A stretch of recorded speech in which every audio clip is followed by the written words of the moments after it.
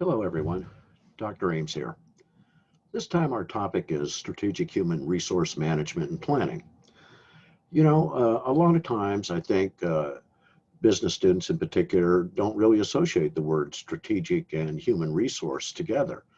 Um, we, I think there's a common sense out there that human resource management is really about just hiring people and managing the payroll and the benefits and things like that. Uh, and that's part of the problem, really, when you think about it, that has caused human resource management to be one of those areas of many organizations that end up with alternatives, service delivery or outsourcing. And so the notion that human resource management can't be strategic is simply silly because human resource management touches on so many vital areas of any given organization. And there is a strategic contribution that can and should be made. Here are our learning objectives for this time. Hopefully, after you've engaged with the material, you'll understand the need for strategic HR planning, be able to describe how that role is changing over time as our society and how business changes over time, talk about the various reasons that we do have outsourcing out there for a lot of the HR functions. And indeed, we've discussed this in the previous discussion in Chapter 1. We'll talk about how to calculate a basic turnover rate using best practices. Uh, and you should be able to recall the basics of it, even if you can't recall the exact formula. Understand the uses of human resource information systems and how vital they are to performing the human resource function.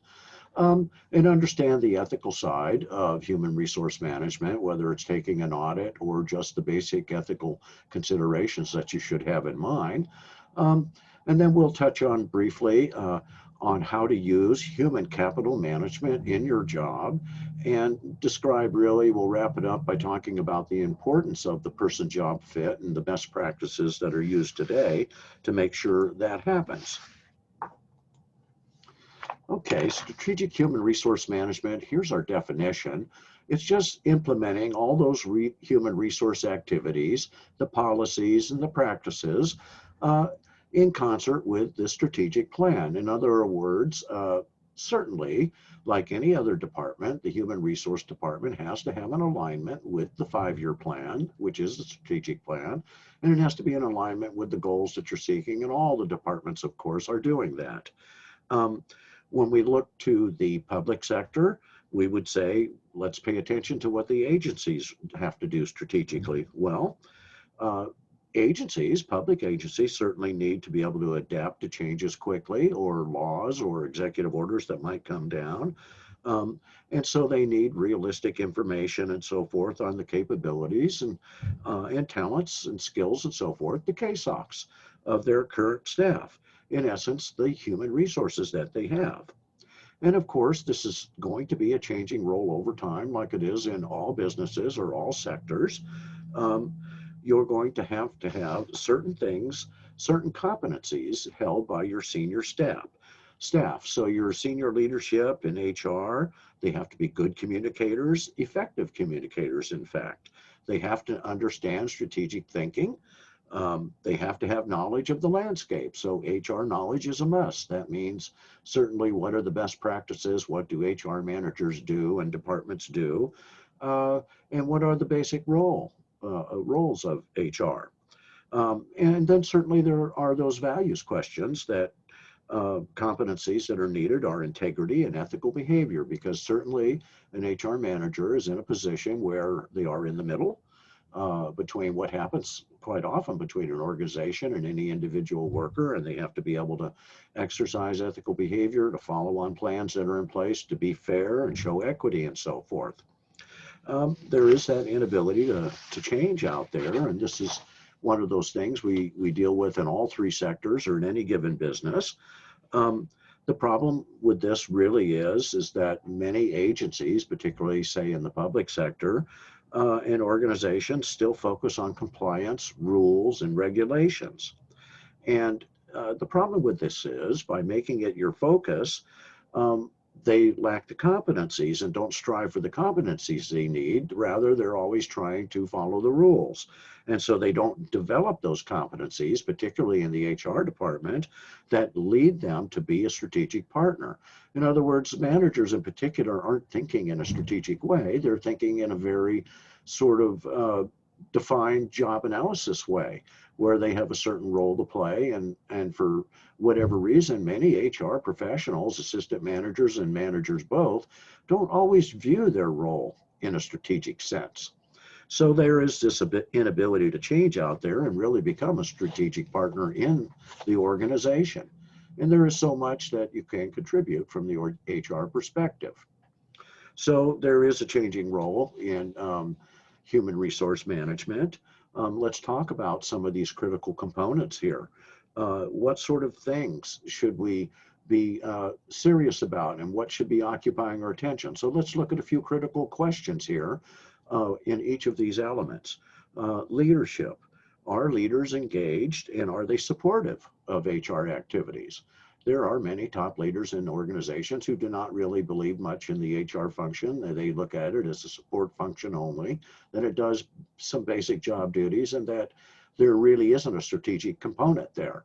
And so it does matter what the leaders think and if they're supportive or not. Culture, you would ask, is talent development and sharing of talent, is it supported throughout the organization? Do you have that sort of norm where people work together and indeed they engage and communicate and so forth?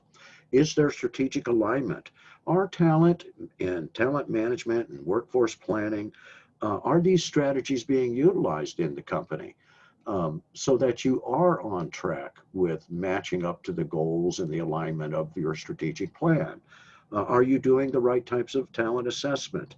Are important skills assessed and those competencies tracked?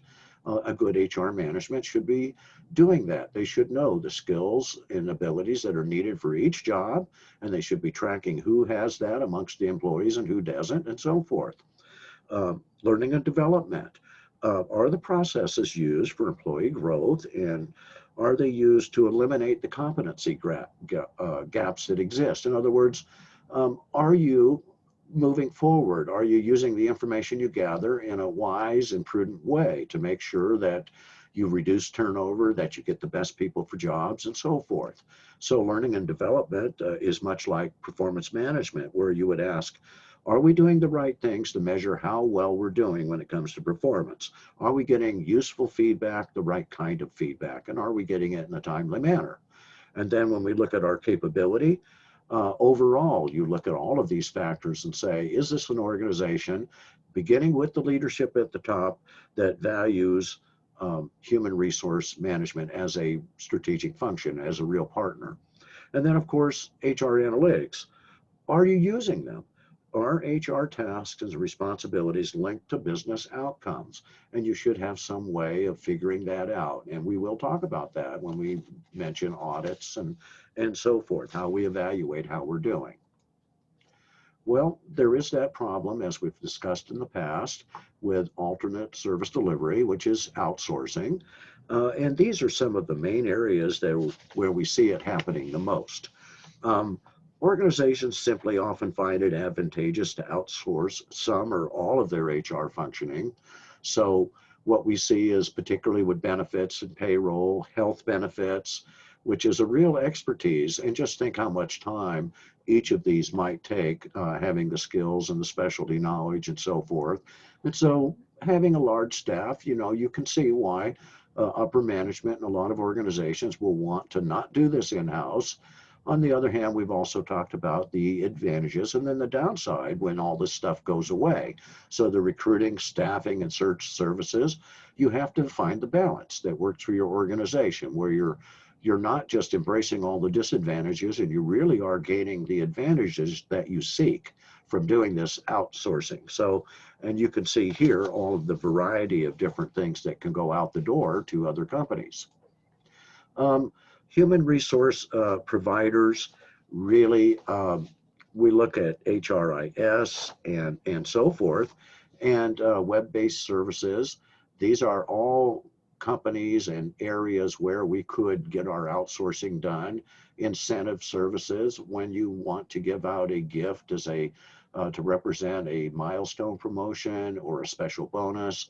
Many companies out there that will provide incentive services, even a software package, or manage the whole thing for you. Everything from sending out an email on employees' birthdays and so forth, to holiday greetings sent out by text and things like that, incentive services and physical swag that you can give out to your employees and so forth. Of course, information technology, companies can't have everything themselves, so they're going to link up with some type of provider for email and for cloud usage and all of that stuff.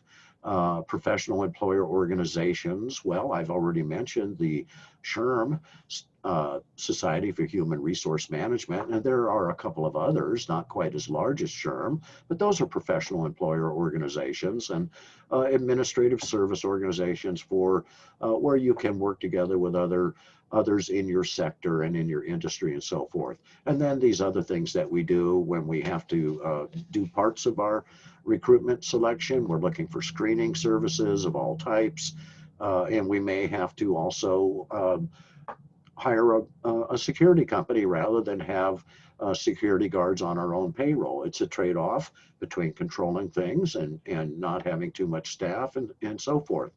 So there are plenty of companies out there that provide this role for us. Strategic planning when it comes to HR, really there are two ways to look at it: external forces and internal forces. Here, what we're looking at is our external nature of all those forces are out there that the good HR manager should be aware of and be paying attention to. So workforce patterns, are there still enough people in any given job out there with the right skills available to us? And then what are we needing in our industry and so forth? What are those patterns and trends? What is the current economic condition, not just in our own domestic situation, but internationally? Of course, the global effects and so forth really do matter. So economic conditions of all types we have to take into account. What's the level of competition? What's that intensity? What level of interaction with the government do we have to do with regulation? How much of is our industry and our particular business affected by what people think out there in the socio-cultural sphere? What are current attitudes about what we do, what our product is, the service we offer, the help we offer as a nonprofit, or the service we're providing as a public agency? Are we responding and adapting and changing over time? And society does push government and business and nonprofits and so forth all to adapt and change over time. And then, of course, keeping up with technology is a force in itself, and that's certainly external. Trying to keep up with the best technology, making decisions on can we afford to upgrade or not, and so forth. But those are the external ones, and you can see right here, here's a nice graphic listing some of these dynamic forces that are out there in the external environment. We're paying attention to what's going on in the labor market. We're paying attention to what society is telling us to do and not do. For instance, being green and supporting society or the local community because you're making a profit. Why shouldn't you give back? Those are forces that come from society. And those are external environmental forces that the HR department will be dealing with as much as any department, particularly any department that support personnel working with the top leaders. And so these are the factors I've already mentioned, except for, of course, the customers, which has to be a major focus with global competition and pressure. And then, of course, our shareholders, not our stockholders, but our shareholders, all those forces and people, individuals and groups who have an interest in us succeeding for whatever reason. So our strategic planning also takes into account the internal side of things. And so the internal thing is, how are we doing matching up to the skills and KSOCs really that we need in our workforce? Are we able to get them? Do we have to train people ourselves? What is that dynamic and what are all the factors? And so we should be on top of that all the time, knowing what we need as an organization, what types of skills and abilities. In other words, you have to be right on top of the sorts of jobs in your organization and what's needed for each job. You've got to know something about the demographics of your workforce. If a large portion of your workforce is at retirement age, you should be wary that you could be setting yourself up for a disaster. So you have to plan ahead and make sure you're ready for these things as they happen. Be talking to people, write down the information and put it in your database so you can go back to it later. So keep those demographic profiles, pay attention to the age and generational cohorts of your workers and so forth. Keep tracking their capabilities and skills. So let it be known in the company amongst the employees. There's no reason you can't send out a memo that says whenever you go to college or get a new degree or you earn a certificate in some skill or ability, make sure you let us know so we can put it in our database and update your profile. It's certainly to the advantage of the employee as much as it is to the company itself. Um, Here you can see a lot of different things that you have to be aware of to really keep in alignment with that strategic plan. So the things you do when you're forecasting for the workforce, when you're trying to figure out how many people you need and what types of people and so forth, you're going to make sure that this jives with what's happening into the future with the company. And certainly you'll be consulting in committee meetings and with upper management and all of that. And this shouldn't be a big mystery to you. And so here are the different things that, of course, that your strategy is going to touch on: the staffing, the succession planning for when you have to replace people, whether it's top executives or it's just needed skill that is going out the door through retirement and so forth. You've always got to keep on top of compensation because it's a competitive factor, and make sure that you're matching what the competition is doing and so forth.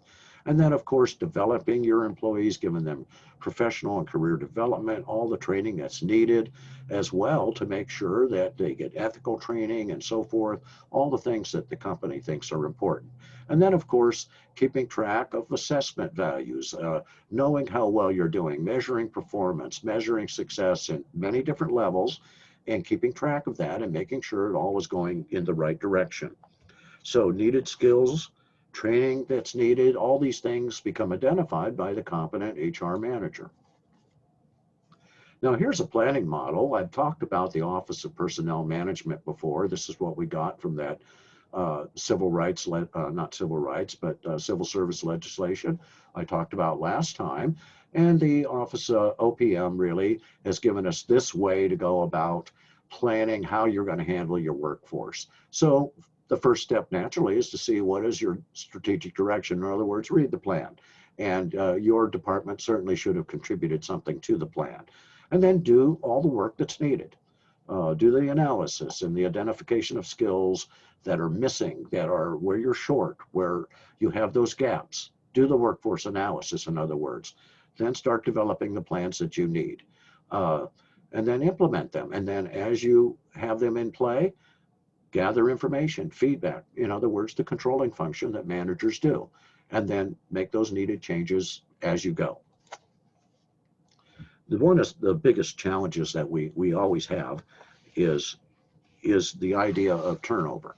And turnover is simply people leaving the company and you as an organization having to go through the effort, the time, the energy, the expense of replacing them. And it's an ongoing problem. And if you're in an industry or in an agency where there's high competition for the skilled employees that you have, you're really going to have to pay attention to a lot of factors to keep your turnover low. But the first step in keeping the turnover low is knowing what is the turnover. And so it's absolutely critical that you be able to pull off this most basic of calculations. So analyzing the workforce, it's absolutely critical to your strategic contribution as an HR management. And so doing the turnover is part of that analysis, and it tells you how you're using the current workforce resources and how they are evolving over time. In relates in particular to turnover. In the nonprofit sector, you might want to separate and do a separate calculation for what is our turnover amongst volunteers, because you have that extra class of employee that you don't have in the private sector or the public sector. Well, you may have some volunteers in the public sector, but for the most part, not in a huge manner. But the nonprofit certainly is where we realize that that's where most volunteers are. And you can calculate that as well so that you know. And but that's a whole another idea about why volunteers work for any given organization and so forth. And it's not really part of this course, but it is something that you can do. You can parse out, in other words, your turnover into different sections if you choose to. So here's how we do it. Um, oh, did I talk about longevity pay? I think I maybe skipped over that. This is just pay that rewards employees who've reached a certain level of pay grade. They may be at the maximum, and so there are no more steps to go up, no more promotions to be had, and no more higher pay grades. So you do not want to lose those skills and abilities, obviously. So you may give them just a matter of cost of living increase or something like that. It could be called a lot of different things, but they will also get a promotion in pay of some type. And that's basically done because of your longevity and the fact they don't want you to become a turnover statistic. Okay, so here's how we calculate the monthly turnover rate. And we do start it with monthly, and then depending on the time period we want to cover, we can cover 3 months and get a quarterly, or we could do at the end of the year, look back of each of the monthly turnover rates, add them all together, and then you've got an annual. And that is one thing that's interesting about calculating the annual turnover rate. Normally you would think, I take all 12 of the months, divide it by 12 after I've summed it up, and there's my turnover rate. Well, that's an average. And we don't calculate turnover rate as an average. We calculate the reality of the turnover rate. And so we add them together. And so it is a much different calculation than intuition might lead you to think. So the first thing you do is we want to monitor our movement of employees in and out of the organization. And so we can look for and minimize those causes of turnover. So that's why we do it. And controlling it is one of the many quantitative things that HR can do to affect the bottom line. Because if you're right on top of this with your labor forecasting and a good employee selection and recruitment and getting the right person in for the job and all of that, you keep this number low, you've saved the company a lot of money.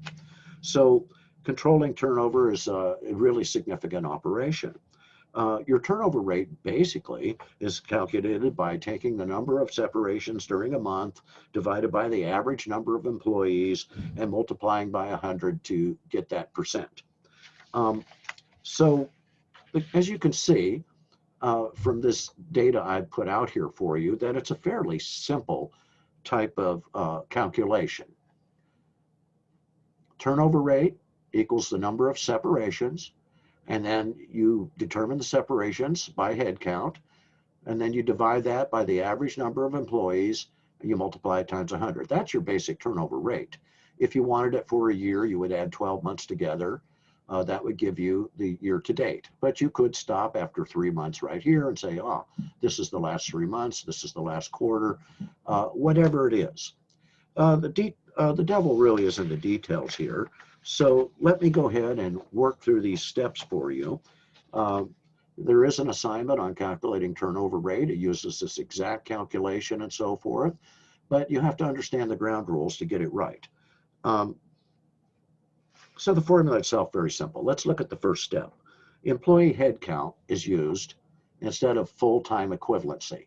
You have to determine how many employees you have first in order to start doing that, and so you use a head count. A full-time equivalent is something the government uses sometime to say how many people work in any given organization. And so they add together the part-times and come up with a number that says, here's how many full-time equivalent people we have. Well, turnover rate, that would be very distorting.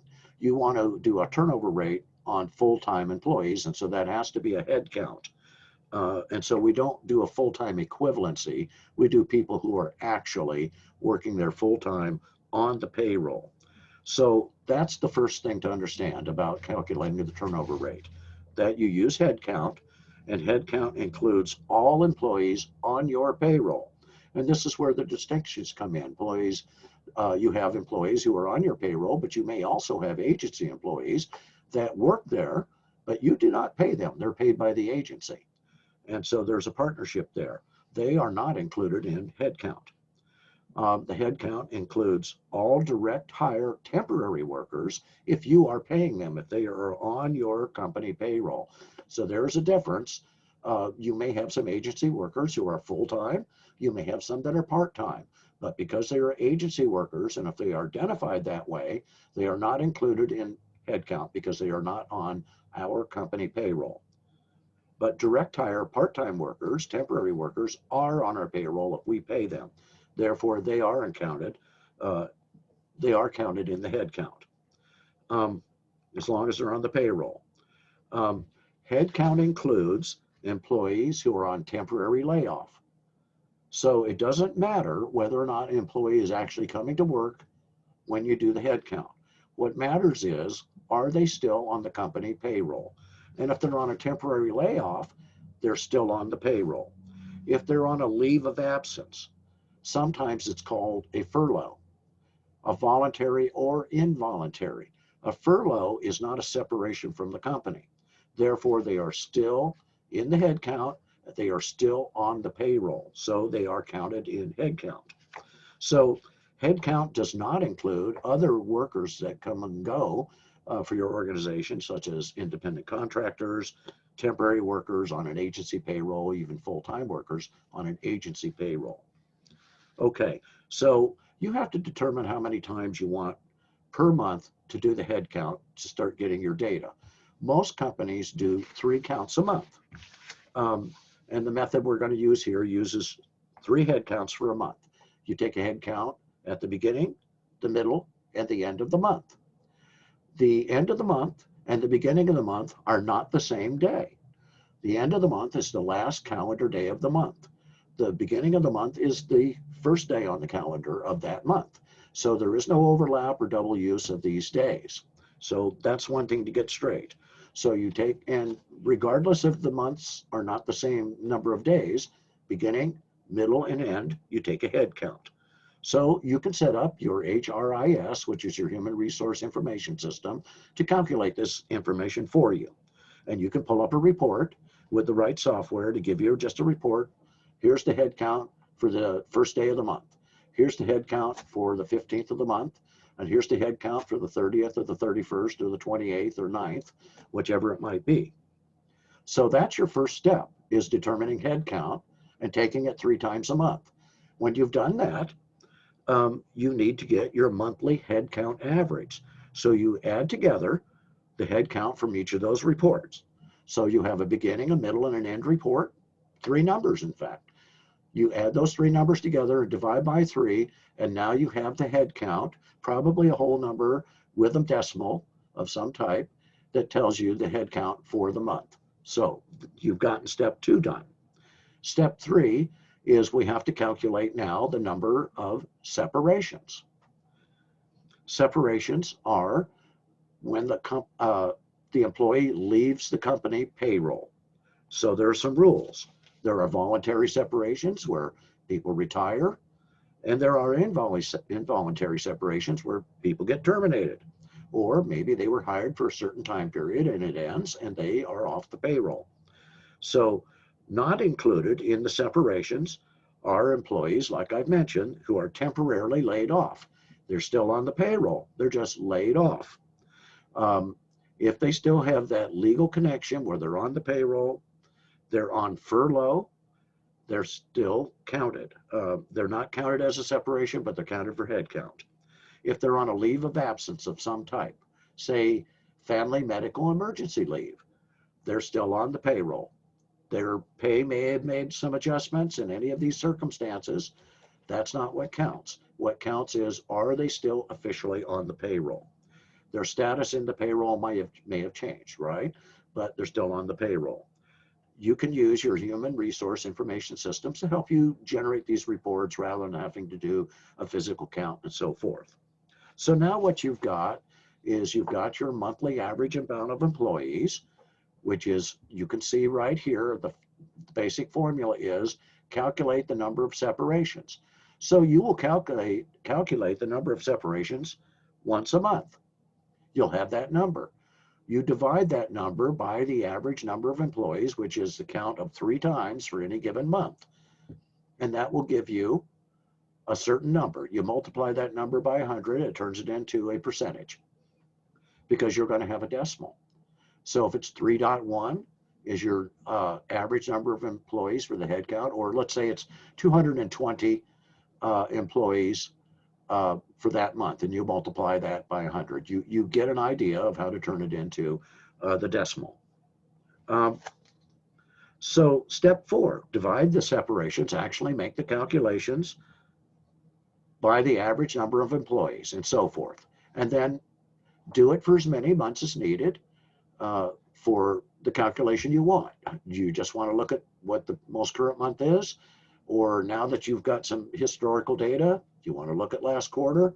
You want to compare the last 4 quarters to each other? You can make a graph, chart, once you have that data, put it in the spreadsheet. So there's all kinds of ways you can do this to help you. Your 5th step is you take the number, you convert it to a percentage because it's simply easier to understand as a percentage. And so which particular turnover rate you're looking for, you can calculate that depending, but you have to start at the basic monthly level. All of these rules and everything are listed for you in the assignment, and I think it should be fairly clear. And of course, shoot me an email if there's any discussion that you need or follow-up. And you can always watch this video again. Now, I've mentioned forecasting and planning sort of in an offhand way a couple of times, and there is something going on there. Forecasting and planning are really just complementary things that we do. The forecasts identify your expectations, and the planning establish the goals and the objectives that you want to meet. And so we do things like a demand forecast, job analysis, and data inventories to accomplish these things. The demand forecast really anticipates what workforce is going to be needed into the future. As you've looked at the plan and said, oh, we're going to add this function or this department or this new thing, I better find out as the HR manager what skills and jobs are needed. So that demand forecast, you're going to be looking at where are you going into the future, and you want to make sure your efforts dovetail with that of the organization overall. So in the demand forecast, you're going to identify the types of competencies, the numbers, and the locations of people, employees, workers with skills, KSOCs that you will need into the future. You're going to have to perform some job analysis. You will look at every job and make sure that it's still matching the needs of that plan, that 5-year plan. So you're identifying minimum knowledge, skills, abilities, other characteristics for any given person to be effective in their performance in that job. You will use data inventories to do that. Data inventories are just databases with particular topical information in them. And this is the cornerstone of information technology in use in all 3 sectors today. It's modern technology at work. And generally, depending on the type of data inventory you have, the type of database, you're able to pull up reports, summaries, all sorts of information in useful ways that help you make the best plans, respond to things, and so forth. And so certainly for an HR manager, your data inventory is going to have a list of employees with their education, a lot of demographics, skills, abilities, interests and hobbies as well. Even though that doesn't seem very cogent, it does when you're trying to think who's the best fit for this type of job that requires this sort of approach or style. And knowing something about the hobbies and interests of your employees and having them in a data inventory where you can pull up the information will help you be a better HR manager. Now, of course, you've got to get this information in ways that doesn't offend people, think that you're trying to pry into their lives too much. And so you can get it in sort of easy to go ways, optional surveys where you can answer if you want or not.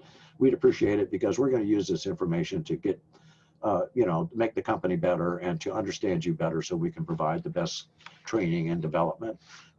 That's the basic response that you would want to give in that situation. So I've been talking about HRIS. Human Resource Information Systems is really it. And it is database technology. It maintains all the information we need about our people and indeed it gives us the ability to print those reports. So we're going to be able to pull up the name, the age, the gender, the marital status, address, education, salary, job title, date of hire, if it's in the past, date of termination. You can pull up reports, all the reports you would need. What is a list of newly hired employees in a certain time period? What's a list of all the terminated employees? If you're interested in figuring out what is it with our turnover, why, what types of employees, what do they have in common? A list of leaves of absence or employees classified by different levels, say education or job type or performance, things like that. So there is almost no limit today to the types of reports and so forth. And as you can see here, this is exactly what I'm talking about. You could pull up reports on any of this information you need to make sure that you are in compliance. So you could find out the latest laws and regulations for EEOC, for staffing, best practices. You can go to the SHRM website and make sure that what you're doing matches up to the professional information they're putting out. You can work with the labor relations and so forth. The government just provides so much information. So your HRIS is going to be invaluable to you. And certainly if you use it right, you'll be able to generate a lot of ways that you can get information to do the assessment, to find out how well you're doing in performance. So you could use it for e-recruiting, e-learning, training of all types, information and communication, of course, and even computerized testing. So there's just no limit to where technology could take us. The question becomes, of course, can you afford the best technology and the upgrades and all the things that go with it? So how do we find out how we're doing, since I'm sort of leaning into the area of assessing the performance and that? Well, you could do the strategic human resource management audit. This will identify your strengths and weaknesses. It'll be a review of current practices, policies, and procedures. You should do this internally, probably once a year, and it would probably be a best practice. In fact, it is a best practice that you have an external company come in over some particular time period, maybe every 2 or 3 years, and do an external audit. Or whenever you think that maybe you need to take a look and you can't seem to find out what's going wrong, but you feel like there is and your audit doesn't turn up, why? HR benchmarking. This does not mean setting goals. This is the other definition of benchmarking, where you look out into the real world at your competitors in your industry and you say, what are the best practices? That is another definition of benchmarking, looking at best practices and then trying to adopt them and mimic them to indeed integrate that sort of thinking and practice into your own operations. It's how you match the competition. It's how you beat the competition. If you can set the benchmarks, the best practices in your industry or your particular area, you certainly are going to command market share if you're in the private sector, and you're going to get a good reputation for serving people in the nonprofit and the public sector if you can do best practices. And certainly you want to know how you're doing financially, because that is the foundation of all success. So you're going to do things with ROI, your return on investment, a very basic financial calculation. You'll use all the data you've gathered to see, are your employees productive or not? You can measure this sort of thing and performance in so many different ways in different areas. Of course, it's not smooth. It's not always easy to do these sorts of things, to think strategically, to do all the stuff that's necessary. And so there are a lot of reasons why it's not implemented everywhere, the strategic sort of human resource approach. Some companies simply are inflexible. They may be autocratic. They may have a lot of managers who are over on Likert scale of managerial behavior in systems 1 and 2, where they are very authoritarian. They are very exploitative and so forth of their employees, where they have personal agendas and they really are not interested in consulting and participative sort of management. So we have that going on, lacks of flexibility. Sometimes you just don't have money and you have to outsource. The cost of having a couple of accountants or maybe an assistant manager to go help your HR manager, or a couple generalists working for you as knowledge workers, maybe you simply just can't afford that. maybe you feel like you're such a fast-paced business and industry, you simply can't squeeze it in. Um, Sometimes some of this sounds a little weak to me because, of course, I have a bias. I believe that HR is valuable and useful. So take that with a grain of salt. Um, but at the same time, these are real world concerns for most organizations, and you have to make sure you can only do what you can do. Um, Sometimes the managers don't really have much input, and these sorts of decisions are made in the uppermost echelons of the hierarchy of authority in the company, and you never got asked if you think you ought to keep certain functions in the HR department. You simply find out one day after an executive meeting that you've lost certain functions, and you're going to have to tell some employees that they no longer work here after a certain amount of time. So we have reality of the real world of business and so forth coming in. Um, and there are many managers out there who, for whatever reason, even in spite of maybe having minimal education to become a manager, can't seem to figure out the basics of doing a forecast, which is really something anybody could learn. You can Google it, for crying out loud. How do you do a workcast forecast? Well, you gather information. So all you need to do is find out what type of information do I need to gather, and then get about doing it. And then once you have the information, find out the methods to analyze it and so forth. It is not beyond the capability of any given manager. That's why we say that if you're a manager, you ought to be able to go into any sector and do a managerial job. And figuring out how to do a workforce forecast, I've given you some items already of how you would approach it, looking at the jobs, at the trends, what's on hand, what's available, and then figure out, and then make a analysis of it and write up a report. Um, Here, this is very true. An effective HR department, everything is integrated. They're using their information technology. They're measuring things on a regular basis and doing performance assessments. They're looking at data and trying to make intelligent decisions. And they're trying to act strategically by staying in alignment with the overall plan and so forth.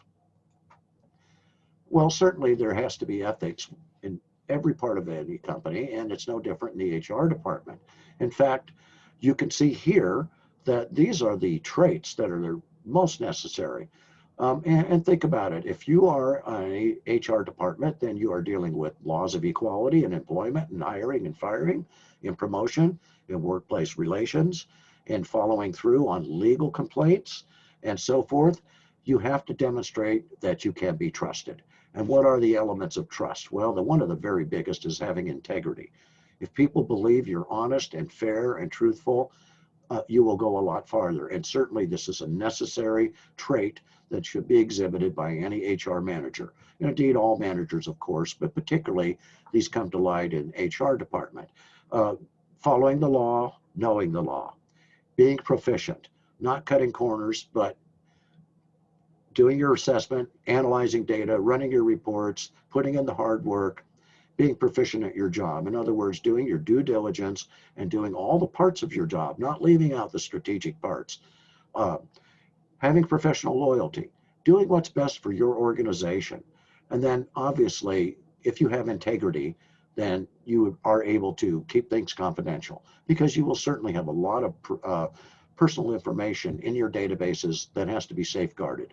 And so the database for HR system ought to have passwords, and not everybody in the company should be able to get into it, right? It should be restricted in some way to levels of access.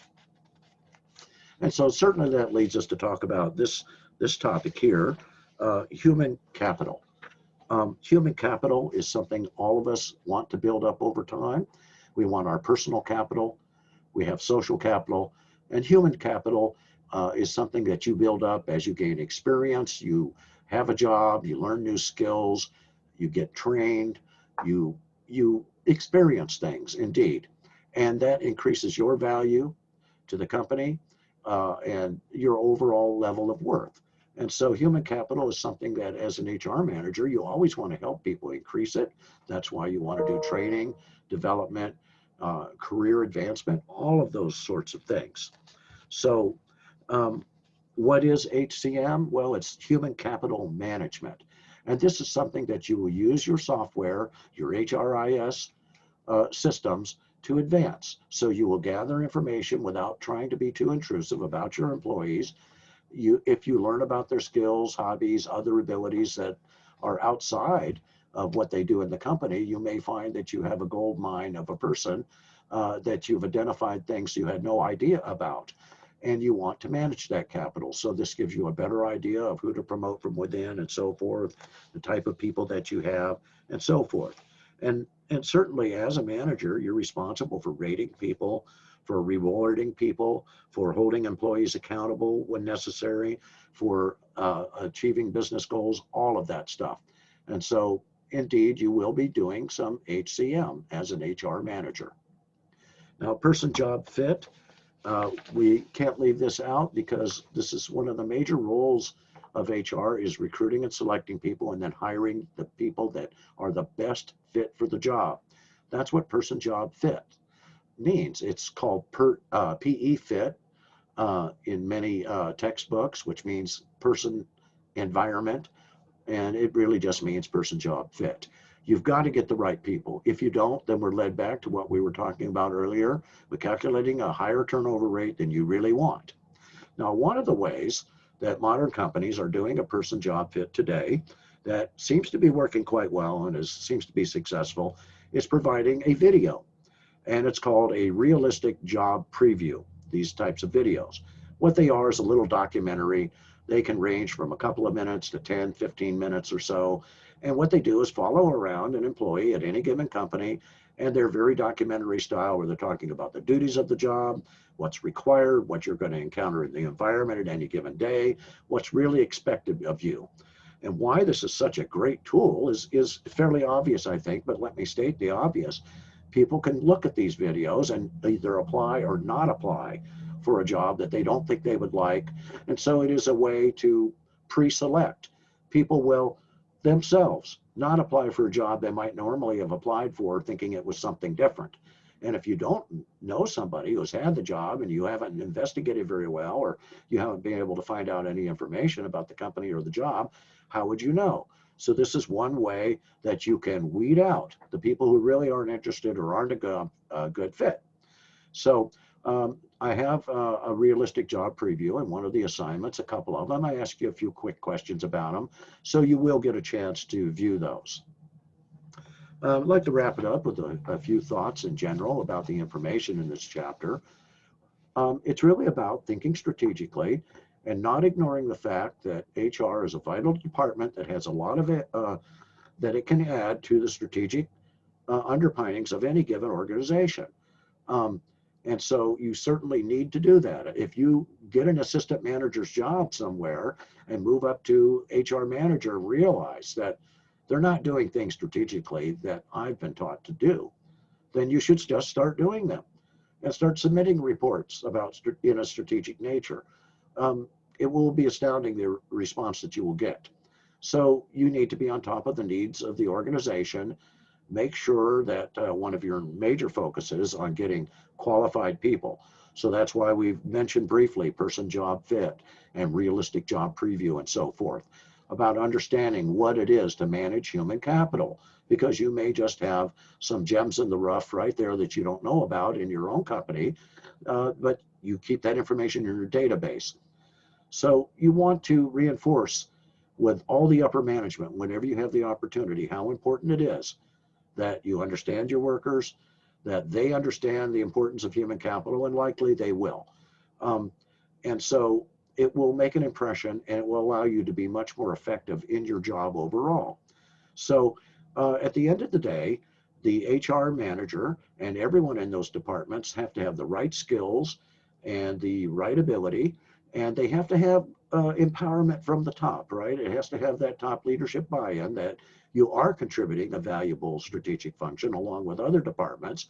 And so you therefore have the authority that what you say is important, that they should look at it, that it's significant, and that indeed you are one of the strategic players in the company.